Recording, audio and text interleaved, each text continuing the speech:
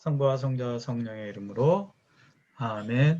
아버지 하나님, 저희가 다시 또 일주일에 한번 이렇게 모여서 당신의 말씀을 듣고자 이곳에 모였습니다.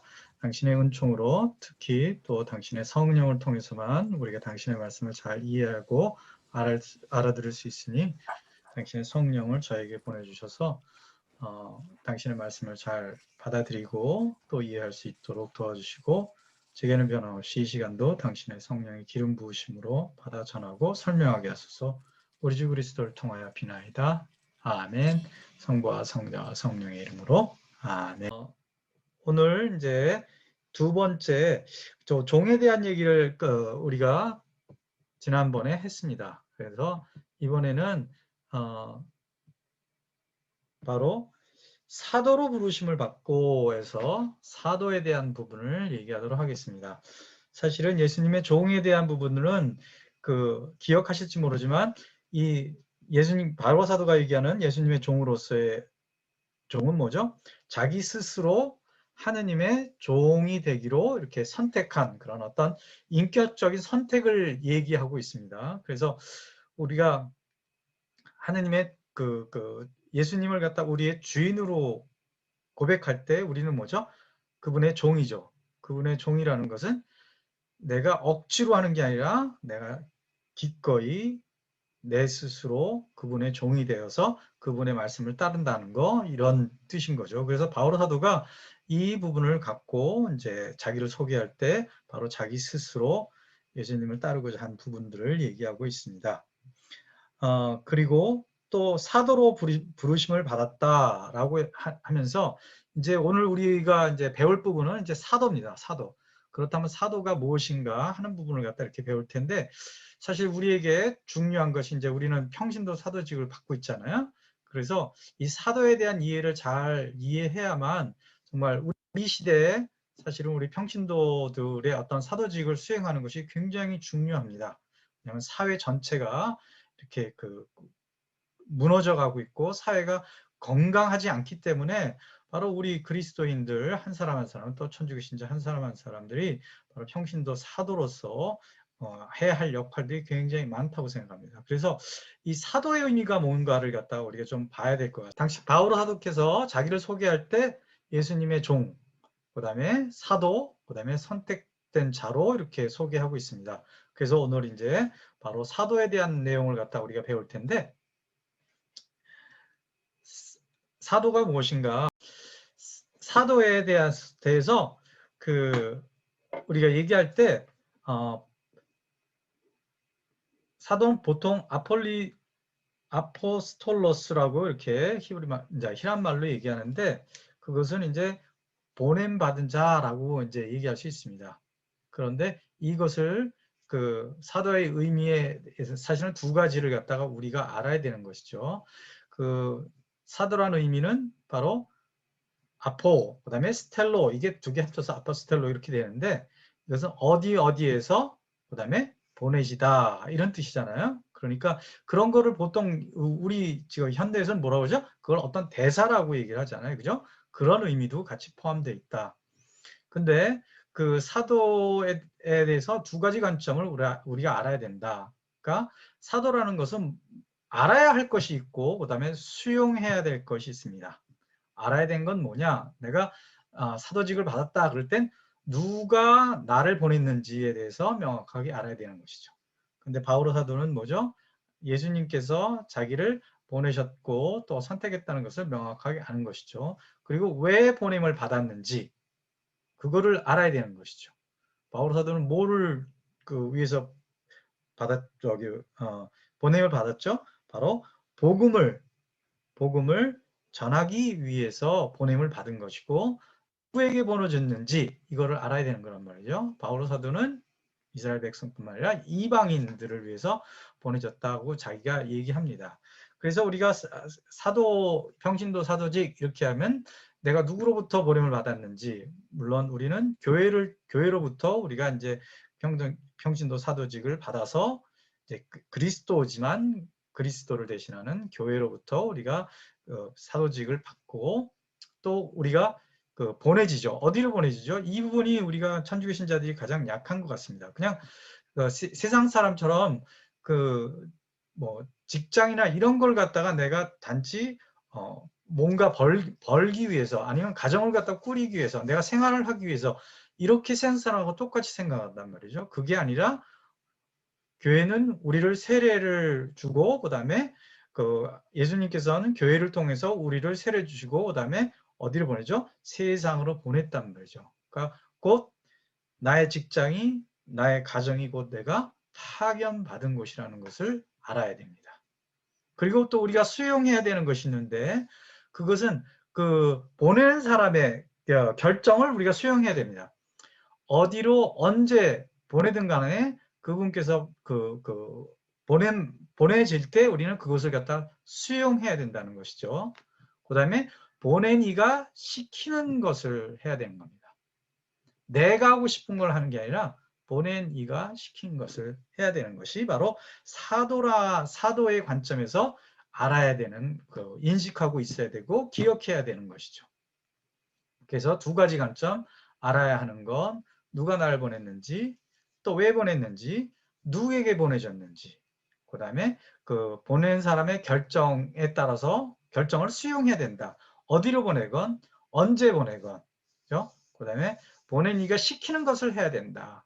그러니까 우리는 때때로 평신도 선교사들로서 우리가 마치 직장을 선택하는 것 같지만 또 한편으로는 그렇게 생각할 수 있는 거죠. 우리가 기도하면서 직장을 선택하고 그런 다음 뭐죠? 하느님께서 나를 그곳으로 보내셨다 이렇게 생각하면 되는 것이죠. 거기서 뭘요? 하느님을 전하기 위해서 이렇게 생각하시면 될 것 같습니다. 그래서 이제 바오로사드는 이 사도에 대해서 이제 참된 사도를 갖다 이렇게 구분을 합니다. 참된 사도, 어떤 면에서는 이제 12사도, 뭐 일반 사도 이렇게 이제 구분을 바오로 사도의 서간문을 통해서 이렇게 볼 수 있는데 히브리서 3장 1절 보면은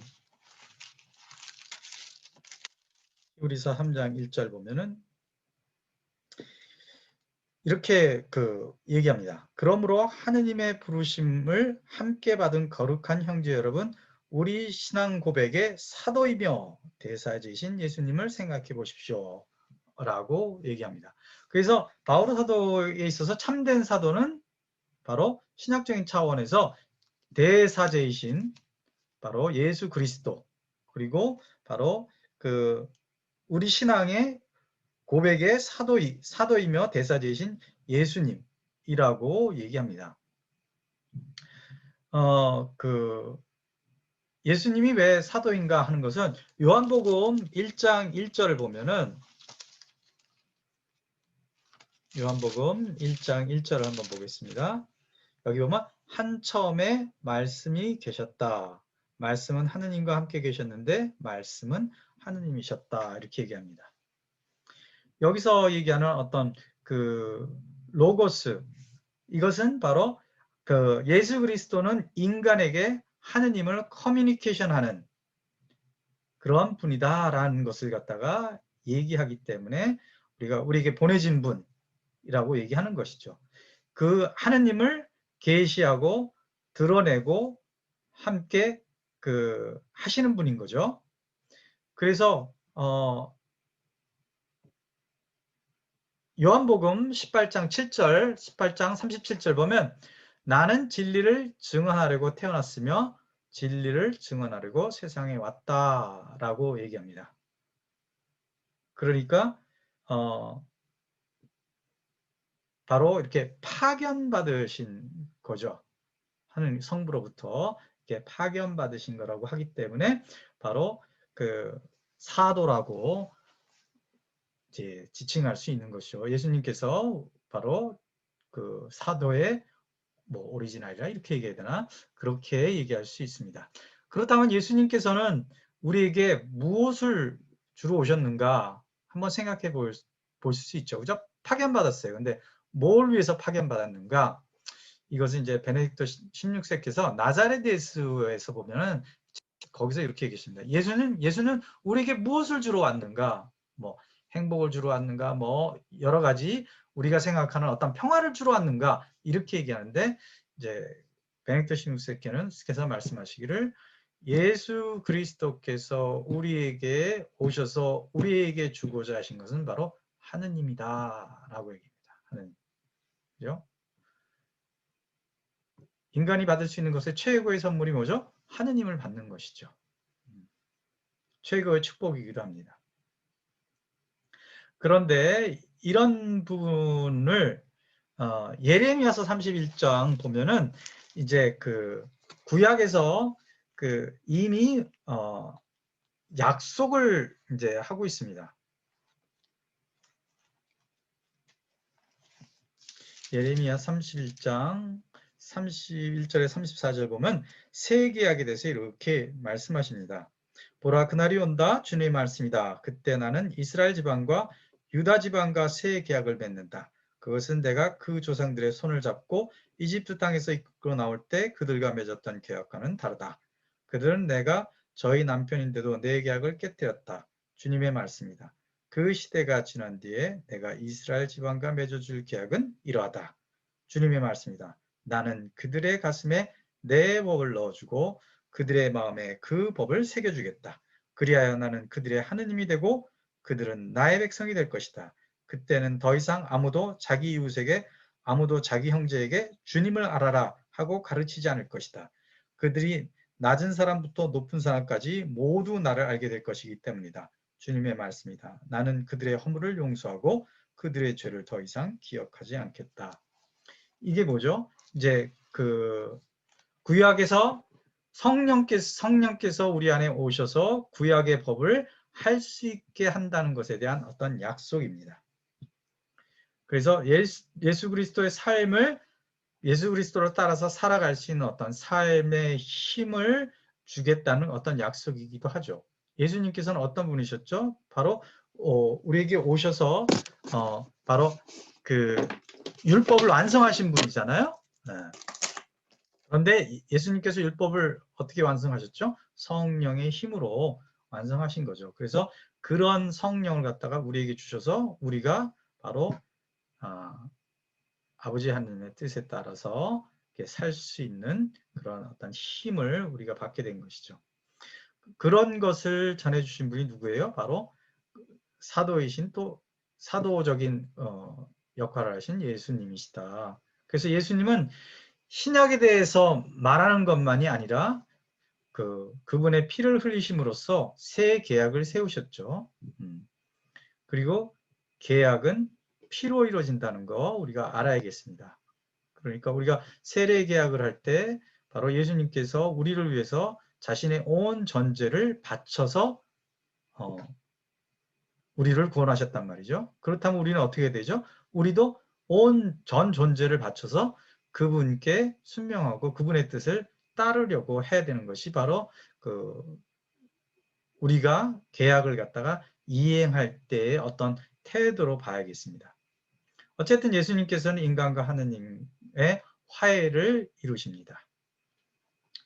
그 다음에 이렇게 예수님께서 바로 가장 근본적인 사도로서의 역할을 하셨다라고 볼 수 있으면, 그 다음에 두 번째로 나오는 것은 이제 12사도에 대한 부분입니다. 직무사도직이죠. 주교님들이 사실은 사도죠. 사도. 그 다음에 신부님들은 바로 주교님의 것들을 이렇게 이렇게 돕는 분들이죠. 그래서 그렇다면 이 12사도의 그들은 어떻게 된 사람들인가? 사도행전 1장 보면 새로운 사도의 어떤 선택하는 부분을 볼 수 있습니다. 왜냐하면 유다가 이제 배반하고 이제 죽었기 때문에 공속을 채워야 했었죠. 그런데 거기 보면 사도의 자격이 나옵니다. 사도의 자격은 세자 요한 시절부터 예수님과 함께 했고, 그 다음에 예수님의 부활을 받고 하느님으로부터 선택받아야 된다라고 얘기합니다. 그래서 교회의 기초를 두는 사람들을 바로 사도라고 얘기할 수 있죠. 그래서 베네토 16세는 그 라진과 추경일 때 그 주교가 있는 곳에 교회가 있다라고 얘기할 정도로 굉장히 중요시합니다. 그래서 그 교회의 주춧돌 역할을 합니다. 바로 사도들은. 그분들은 우리가 보면은 이 진리의 광채 보면 이렇게 나옵니다. 모든 시대에 걸쳐 교회는 시대 징표를 탐구하고 이를 복음의 빛으로 해석해야 할 의무를 지니고 있습니다. 그렇게 함으로써 각 세대에 알맞는 방법으로 교회는 현세와 내세의 삶의 의미 그리고 그 상호관계에 대한 인간의 끝없는 물음에 대해 답해줄 자신의 의무를 깊이 인식하고 있습니다. 라고 얘기합니다. 바로 이런 것들을 해주는 어떤 가장 핵심적인 분들이 누구죠? 바로 주교님들입니다. 주교님들. 그래서 여기서 우리가 이제 봐야 되는 건 이런 것이죠. 교회는 시대의 징표를 탐구해야 된다라고 얘기하는 것이죠. 그리고 시대에서 일어나는 것에 대해서 그것을 그냥 바라보는 게 아니라 복음의 빛으로 해석을 해야 된다라고 얘기합니다. 그게 뭐예요? 의무다라고 얘기죠. 의무. 그리고 각 세대에게 알맞는 방법으로 교회는 현세와 내세 삶의 의미, 이 의미를 그 상호관계에 대한 인간의 끝없는 물음, 이 상호관계에 대해서 사실은 많은 사람들이 계속 사실은 우리 주변에 있는 많은 사람들이 사실은 물어보고 있습니다. 그것에 대해서 인간의 끊임없는 물음에 대해서 대답해야 되는 의무가 있다라는 걸 얘기하는 것이죠. 그런 자신의 의무를 깊이 인식하고 있습니다. 라고 진리의 광채의 2양을 얘기합니다. 바로 이런 것을 하시는 분들이 바로 주교님들의 역할이고 또 그분들이 바로 교회를 이루는 그런 것이죠. 그래서 신앙의 신비는 교회를 통해서 계시되고 알려지는 것이죠. 이것은 에페소서 3장 5절을 보겠습니다. 에페소서 3장 5절에 보면 그러면 그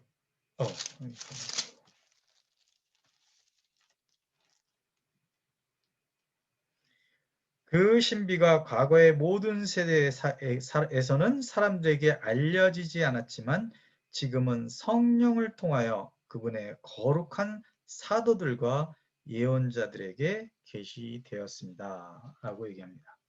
그래서 교회를 통해서 이게 바로 신앙의 신비가 계시되고 알려진다라는 것을 바울서는 얘기하고 있죠. 그리고 바로 교회와 교의와 친교를 가지게 하는 사람들이 누구냐? 바로 사도라는 거죠. 사도행전 2장 42절 보면 이 부분이 나와 있습니다. 2장 42절 거기 보면 이렇게 나와 있죠.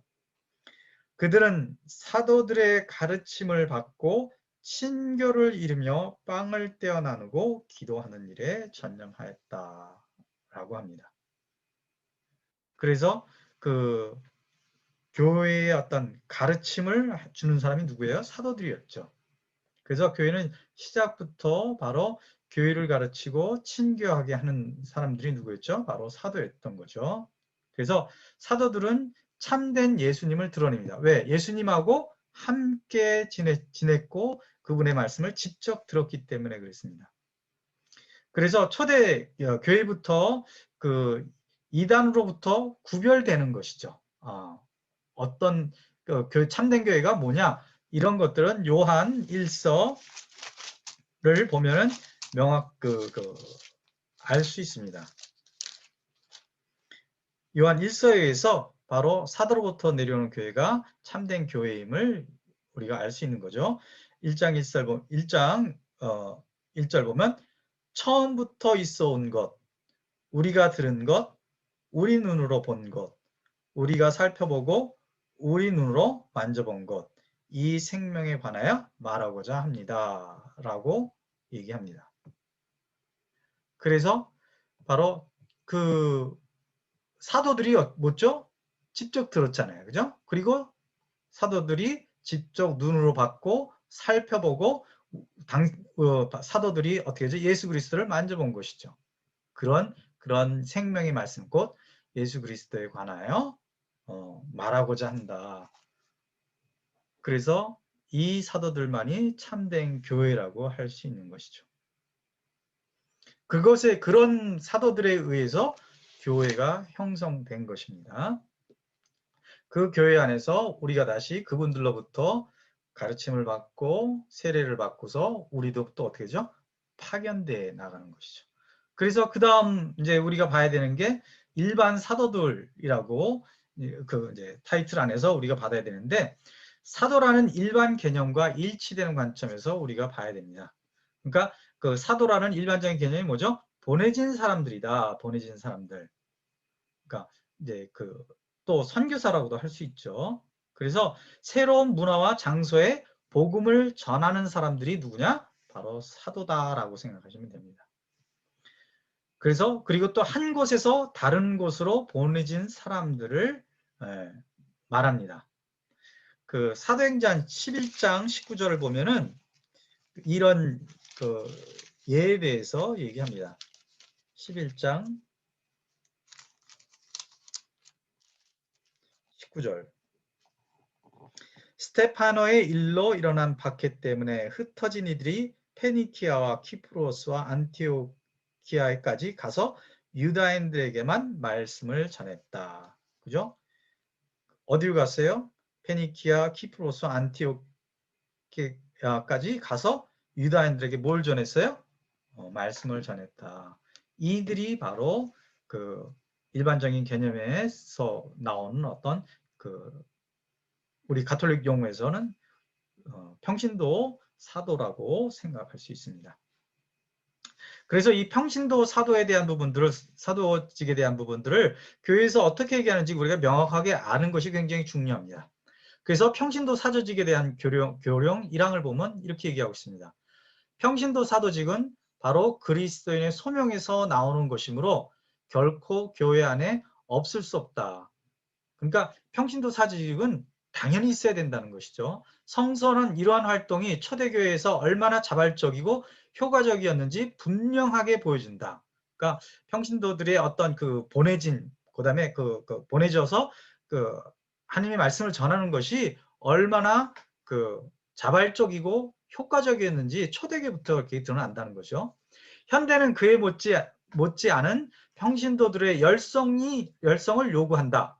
오히려 오늘날의 상황은 더욱더 활발하고 광범위한 평신도 사도직을 요청하고 있다라고 얘기하면서 교회가 얼마나 지금 이 세상에 평신도 사도직을 한 사람들이 필요한지에 대해서 명확히 이해하고 있습니다. 그래서 여기서 주된 단어를 갖다 키워드를 이렇게 펼쳐보면 이렇죠.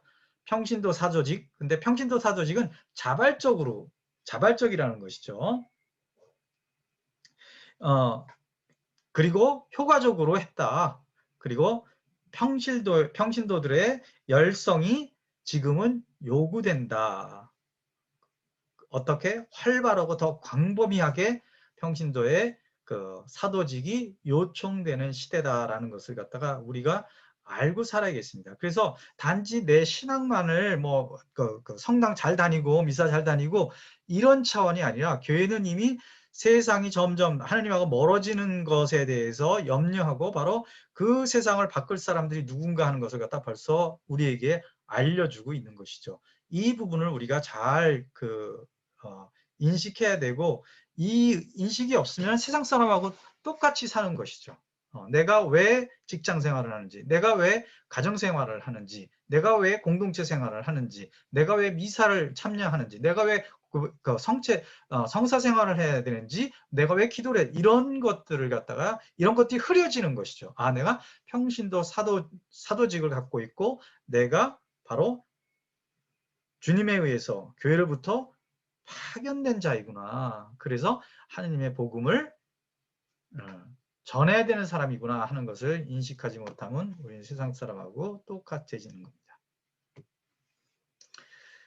그리고 또 그 교회의 그 설립의 목적은 교회는 명확하게 이렇게 얘기하고 있습니다. 교회 설립의 목적은 하나님 아버지의 영광을 위하여 그리스도의 나라를 온 세상으로 넓히고 모든 사람을 구원에 참여시키며 그들을 통하여 온 세상이 실제로 그리스도를 향해 나가게 하는 것이다. 이 목적을 위한 신비체의 모든 활동을 사도직이라고 한다. 사실 그리스도인의 소명은 본질적으로 사도직을 위한 소명이다. 그럼 다시 한번 또 사도라는 단어가 나오잖아요. 그럼 뭐죠? 바로 보내지는 것이다. 하느님의 복음을 전하기 위해서 보내지는 사람들이 바로 사도이고, 또 온 세상의 그 모든 사람들이 구원을 받고 그리스도를 향하게 나아가도록 하는 역할, 그 모든 것은 다 사도직이라고 할 수 있고, 그것이 뭐죠? 예수 그리스도의 이름으로 세례받는 모든 사람들의 소명이다. 그러니까 이 세상에서 태어나서 예수님을 믿는 사람들이 해야 할 것이다 라고 얘기하는 것이죠. 그래서 여기서도 키워드를 보면은 교회 설립의 목적이 하느님 아버지의 영광을 위한 것이고, 또 그리스도의 나라를 온 세상에 넓히는 거란 말이죠. 그죠? 근데 지금 어떻게 되죠? 오히려 역행되고 있잖아요. 그죠? 교회가 지금 박해를 받고 있고, 그 다음에 교회의 어떤 가치 그런 것들이 공격을 많이 받고 있습니다. 그래서 교회의 가치 같은 것을 얘기를 하면 그것이 뭐로 되어 있죠? 차별한다. 이런 식으로 지금, 한 그리스도의 나라가 펼쳐지는 것, 그리스도의 나라가 펼쳐진다는 건 그리스도의 그 질서가 펼쳐지고 그리스도의 정신이 펼쳐지는 게 어떻게 하죠? 자꾸만 이렇게 펼쳐지지 못하게 되고 있는 것이죠. 그런데 교회는 바로 그거를 위해서 세워진 것이다. 그리고 모든 사람이 구원에 참여하게 하기 위해서 하느님께서 바로 그 교회를 설립하셨다. 예수 그리스도를 통해서 이것을 얘기하는 것이죠. 그래서 이 목적을 위한 신비체, 즉 교회의 모든 활동을 사도직이라고 한다. 라고 교회는 우리에게 명확하게 알려주고 있습니다. 그러면서 그리스도인의 소명은 곧 사도직을 위한 소명이다 라고 우리에게 명확하게 알려주고 있습니다. 그래서 이것을 우리는 평신도 사도로서, 또 우리는 선교사로서 명확하게 알고 있어야 됩니다. 어떤 우리의 사명의식이 있기 때문에 좀 어려운 일이 있어도 그 사명의식을 보면서 이 어려움을 견뎌낼 수 있고 인내할 수 있고 또 희망을 할 수 있는 것이죠. 근데 이것이 없어지면 어떻게 하죠? 나를 생각해요.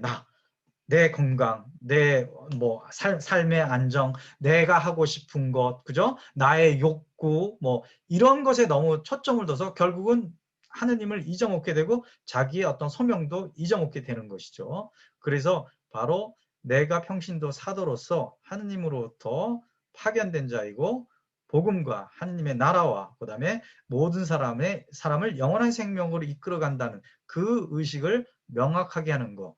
그 사람만이 그리스도인으로서의 어떤 소명을 살아갈 수 있고 사도직의 소명을 살아갈 수 있는 것이죠. 그리고 또 계속해서 교회는 이렇게 얘기합니다. 하느님 아버지께서 보내신 그리스도께서는 교회의 모든 사도직의 원천이시며 기원이시므로 평신도 사도직의 결실이 그리스도와 평신도의 일치에 달려 있음은 자명하다. 그러니까 우리가 사도직을 하는 데 있어서 그리스도와 연결이 안 되면 안 된다라는 것이죠. 그죠? 그래서 그리스도와 연결하는 건 뭐죠? 성경을 읽는 거, 기도를 하는 거, 그 다음에 여기서 나오는 사도직은 소명과 시대의 요청, 성령의 여러 은사에 따라 매우 다양한 형태를 띠게 된다. 그러나 모든 사도직의 생명은 언제나 사랑이며 특히 성체 성사에서 얻는 사랑이다.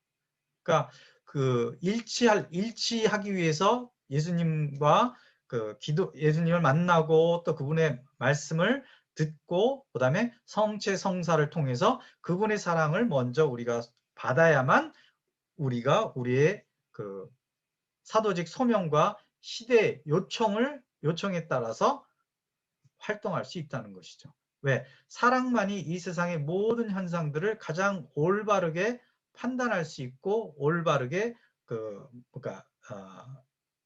이끌어 나갈 수 있는 것이죠.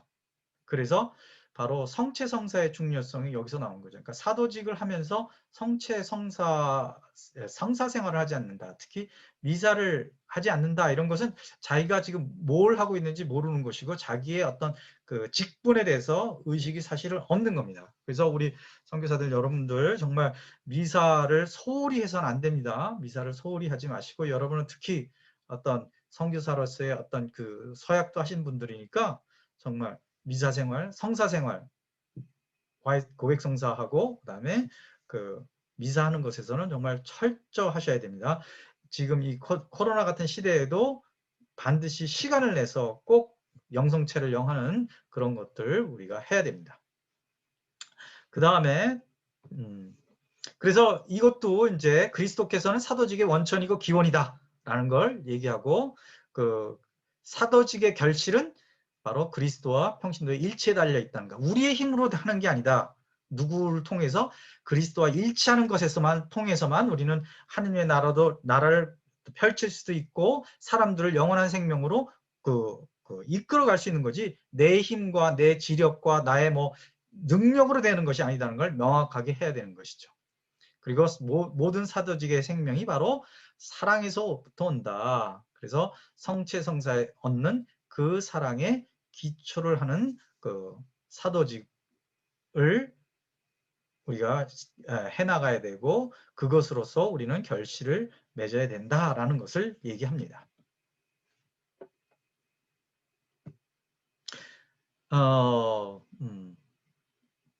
그리고 또 주님께서 원하신 당신 신비체들 사이에 있는 차이는 그 일치와 사명에 도움이 된다. 그러니까 우리가 평신도 뭐 이렇게 그 성직자 이렇게 차이가 있잖아요. 근데 이것이 뭐죠?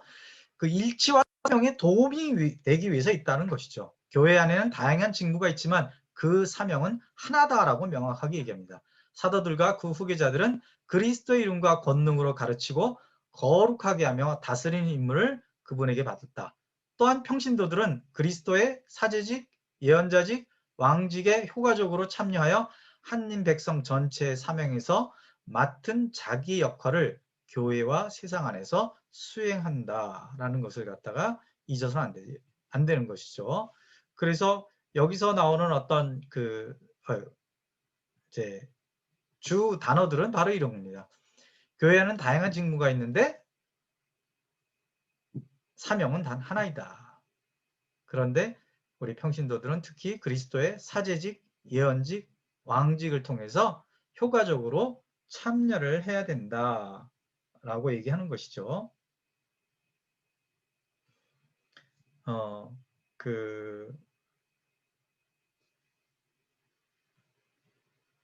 그리고 하느님 백성 전체 사명, 그 다음에 그 교회 그 사명을 교회와 세상에서 수행을 해야 된다라는 것을 잊어서는 안 되겠습니다. 때때로 우리가 천주교 신자들이 신앙인으로 살면서 교회 안에서만 모든 것을 다 마치 우리가 받은 소명이나 신앙의 삶을 단지 교회 안에서만 다 하려고 그것으로 끝난다고 생각할 수 있고 우리 선교사님들은 뭐 공동체 생활하는 것만으로 끝난다고 생각하실 수 있어요. 그러면 그거는 잘못된 겁니다. 공동체 모임하고 뭐 피정하고 뭐 그다음에 이런 그런 것만이 아니다. 세상에 나가서도 우리가 우리의 사명들을 또 사도직을 수행해야 된다는 것을 기억해야겠습니다. 그래서 요한 바로 2세께서는 이 부분에 대해서 또 명확하게 지적하고 계시죠. 평신도 사도들이 받는 유혹이 무엇인가? 그것은 특별히 평신도 사도들이 자주 피할 수 없었던 두 가지 유혹을 언급하고자 합니다. 라고 얘기합니다. 그 유혹의 하나는 평신도들이 교회의 봉사와 임무에 지나치게 강렬한 관심을 가짐으로써 전문적, 사회적, 문화적, 정치적 분야에서 자신들의 책임을 회피하려는 것이며, 또 하나의 유혹은 신앙과 생활의 부당한 분리, 곧 현세와 현 시대의 다양한 상황 속에서 수행하는 실제 활동에서 복음 수용을 완전히 분리하려는 것이다 라고 요한 바로 2세께서 명확하게 지적해 주십니다. 그러니까 이 교회의 봉사와 임무에 지나치게 강렬한 관심을 가져서 진짜 내가 세상에 파견되어서 전문적으로 전문직을 하고 사회적인 역할을 하고 문화적인 역할을 하고 정치적인 분야에서 바로 파견된 자로서 하느님의 말씀을 전하고 그 가치를 실현하는 것을, 그런 책임을 회피한단 말이죠. 거기서는 그냥 뭐 세상 사람과 똑같이 살고 성당에 오면 아주 열심히 기도도 하고 열심히 봉사하고 성당 문을 나가면은 내 있는 전문직 안에서는 내가 신앙이라는 것도 입번 끝 안 하고, 그 다음에 그리스도인의 어떤 정신에 대해서 그걸 갖다 실천하려고 하지 않는다. 이런 것이 유혹이다라고 얘기하는 겁니다. 평신도 사도들이. 그리고 또 신앙과 생활의 부당한 분리. 그러니까 신앙 따로, 그 다음에 생활 따로. 따로 국밥 신앙인 거죠. 따로 국밥 신앙. 그래서 실제 활동에서 복음 수용을 갖다 복음의 정신을 수용하면서 살지 않아요.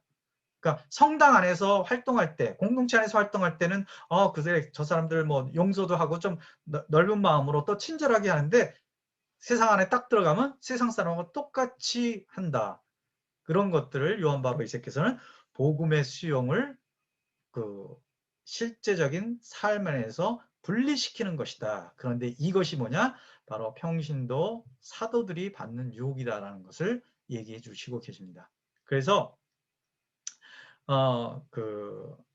우리가 오늘 이제 바오로 사도가 자신을 갖다가 이렇게 사도로서 이렇게 소개하는 이 사도라는 단어 하나를 갖고 우리가 평신도로서 살아가면서 우리가 어떤 마음 자세를 갖고 살아야 하는지를 갖다 이렇게 되짚어 봤습니다. 그래서 이 사도라는 단어를 갖고 한 주간 이렇게 묵상하시면서 좀 내 삶을 갖다가 내가 평신도 사도직을 예수님으로부터 불림을 받아서 보내졌고, 또 복음을 전하고 복음의 정신을 살아가야 되는 그런 내가 과연 그것대로 이렇게 살고 있는지에 대해서 한번 이렇게 잘 생각하면서 또 한 주간을 보냈으면 좋겠습니다. 그래서 오늘은 아직 로마서 1장 1절에서 그리스도 예수님의 종으로서 사도로 부르심을 받고 하느님의 복음을 위하여 선택받은 바오로가 이 편지를 씁니다 부분에서 사도에 대한 것을 갖고 우리의 어떤 소명 의식을 갖다 이렇게 한번 짚어봤습니다. 네, 오늘은 여기까지 하고 여기까지 하겠습니다.